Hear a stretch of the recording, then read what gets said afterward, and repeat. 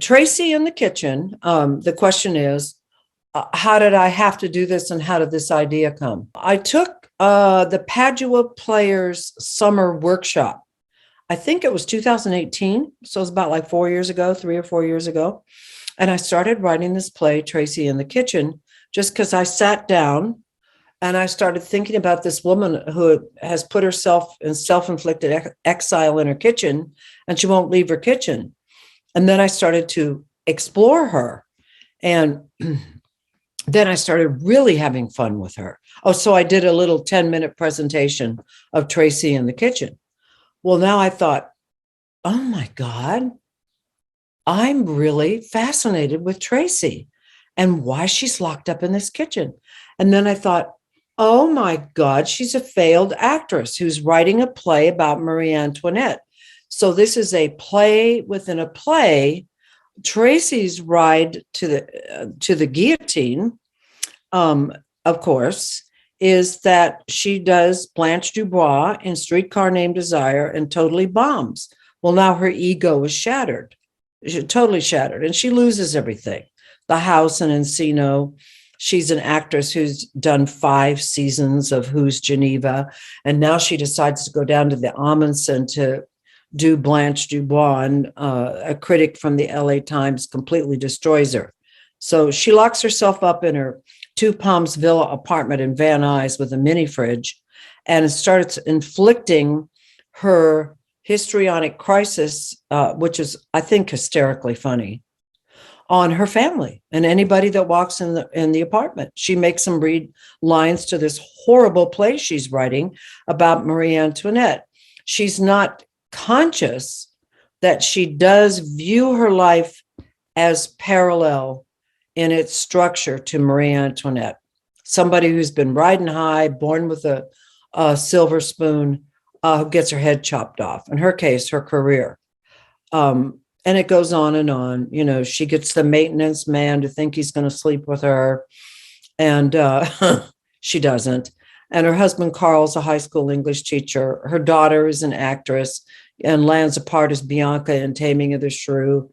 And Tracy's horrible play she's writing, she begs her daughter to take it down to the director at Boston Court to read her play. And of course, she gets a terrible review.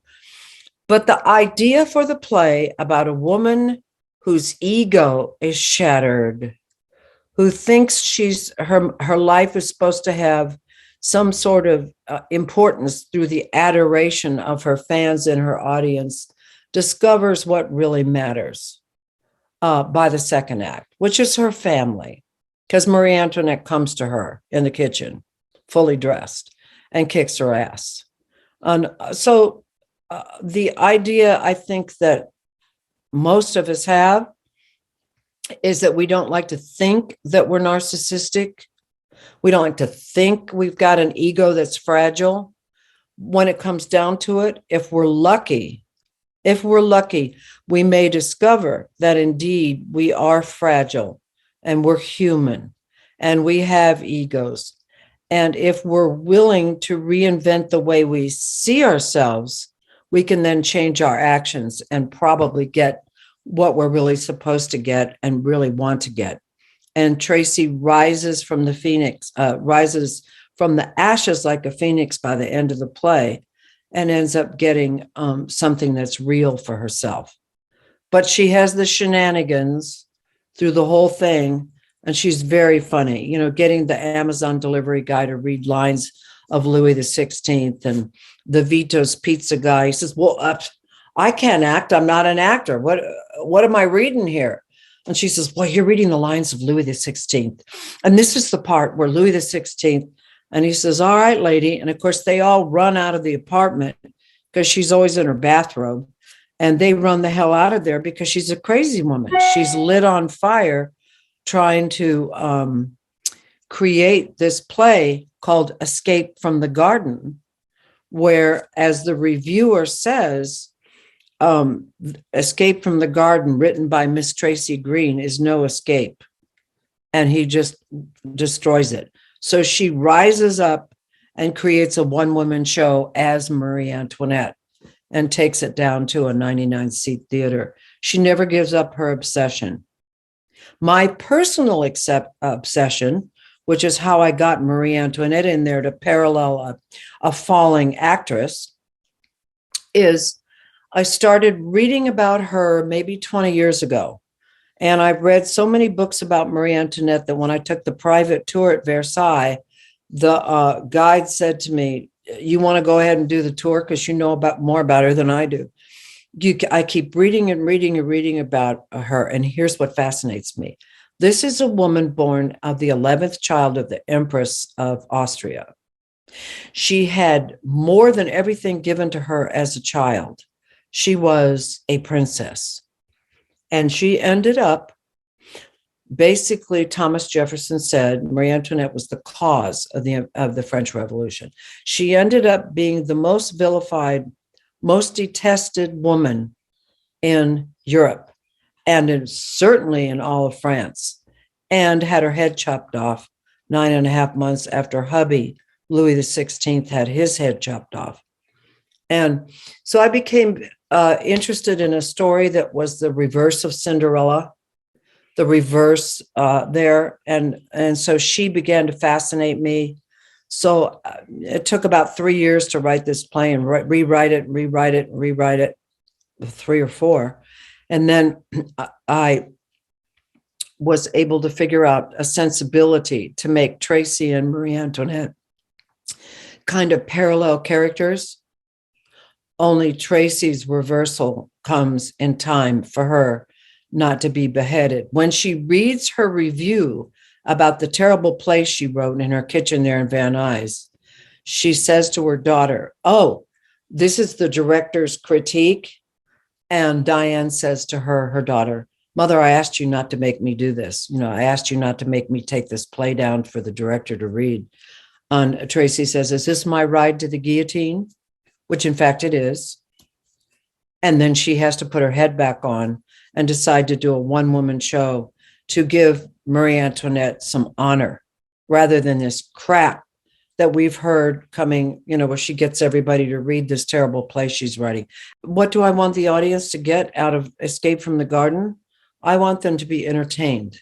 I want to do what theater is supposed to do. Teach you something new, startle you, give you something to think about and talk about, and have a hell of a good time. And, maybe cry a little. Yeah, be inspired, have a great time, be moved, have something to think about.